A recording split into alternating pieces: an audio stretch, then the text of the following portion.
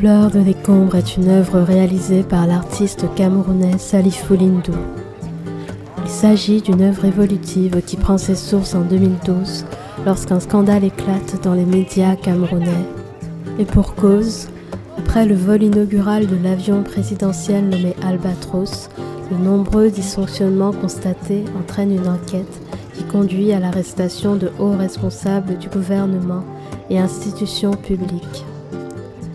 Le peuple camerounais découvre alors le plus grand fait de détournement de fonds de l'histoire du pays.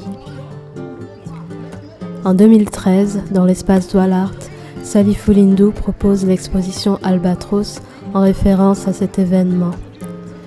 Puis, en 2021, dans le cadre de sa rétrospective multisite Save, à la Libre Académie des Beaux-Arts de Douala, l'artiste décide de revisiter cette œuvre majeure de sa carrière et la nomme Fleur de décombre.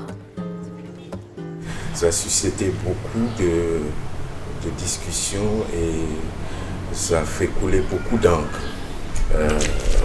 Moi, je réagis en tant qu'artiste un jour lorsque je regarde la télé et c'est un débat sur cette fameuse histoire, ce fameux avion Albatros,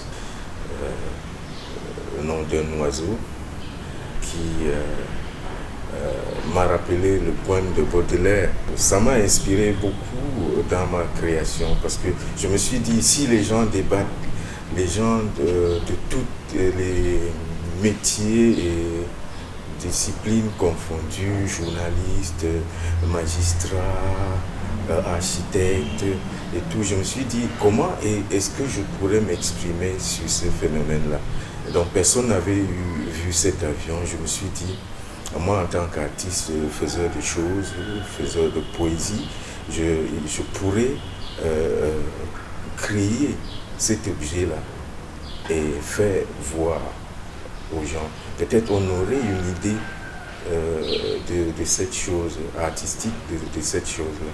Donc c'est comme ça qu'est partie l'idée de réaliser cette sculpture qui est en fait un objet hybride, mi-avion, mi-oiseau.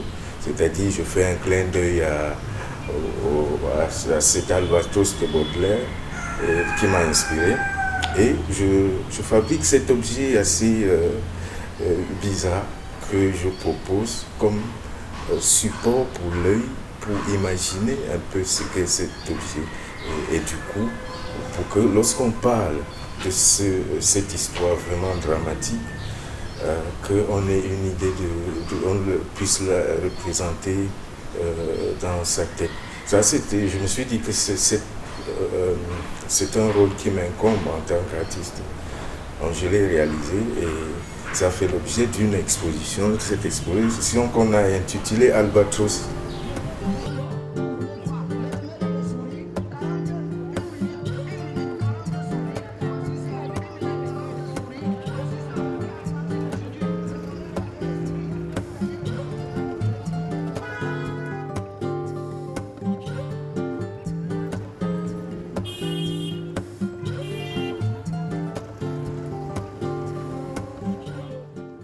J'ai voulu faire un clin d'œil à cette œuvre-là. Mais vu le contexte aujourd'hui, l'histoire est passée, on est passé à autre chose, mais ça reste dans l'esprit des gens comme vraiment le détournement le plus rocambolesque qu'il y a eu ici au Cameroun. Je me suis dit que je vais choisir cette œuvre encore pour refaire penser à cela parce que la corruption, le détournement d'argent de l'État, c'est ça qui freine le développement du pays.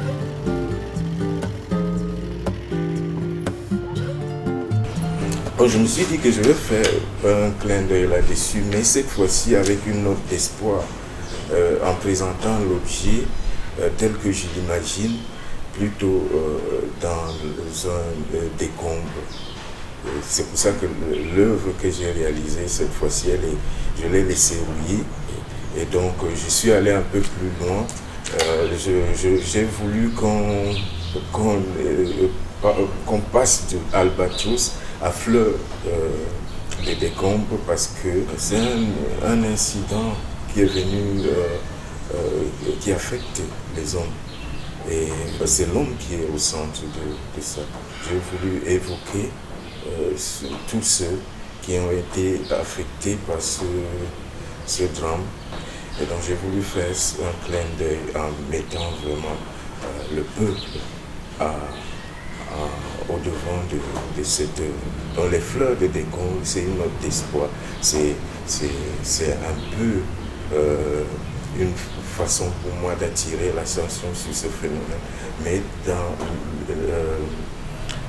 l'idée qu'on puisse passer à autre chose, qu'on puisse s'améliorer, que chaque personne puisse y mettre du sien pour que les choses changent, les choses aillent dans la sincérité, dans la loyauté, et parce que notre pays a besoin vraiment des gens loyaux, des gens vraiment consciencieux pour qu'ensemble on construise notre nation.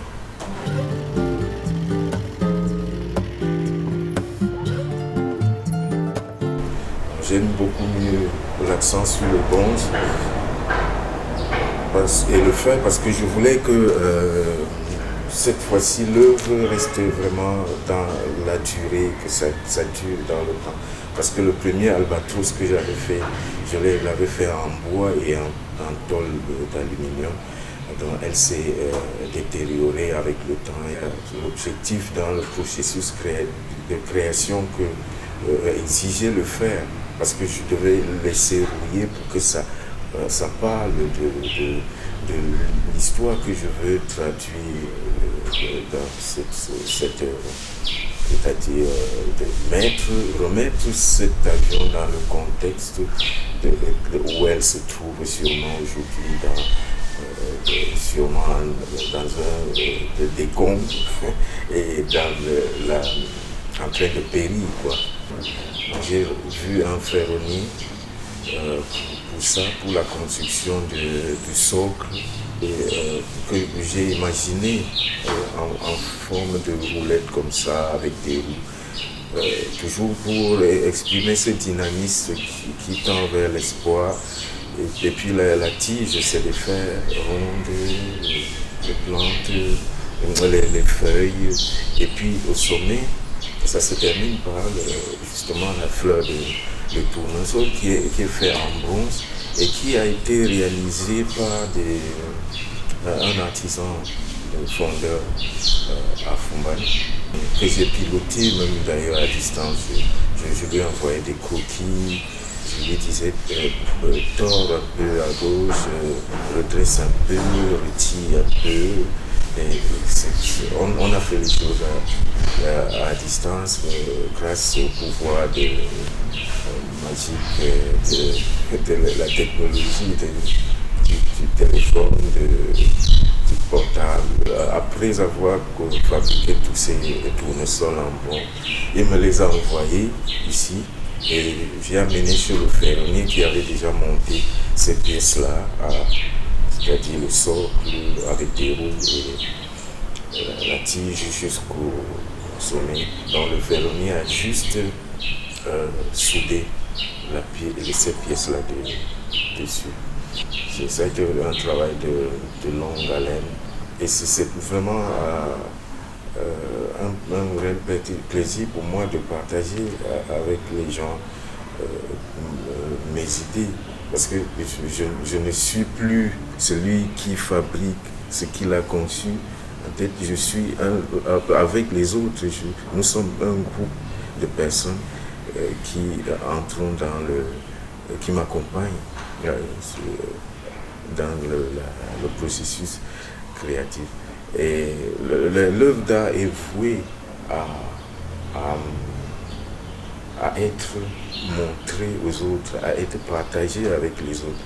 Et déjà, de commencer déjà dans le processus créatif à partager avec les gens, c'est quelque chose vraiment de très agréable. Parce qu'à la fin même, eux, ils sont surpris voient un peu la finalité des choses. Ils se demandent si c'est vraiment eux qui l'ont fait. Et ils me comprennent aussi parce qu'ils ont été au four et au moulin. C'était une aventure humaine.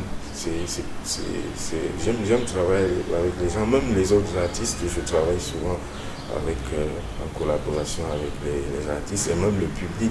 Quand je fais des travaux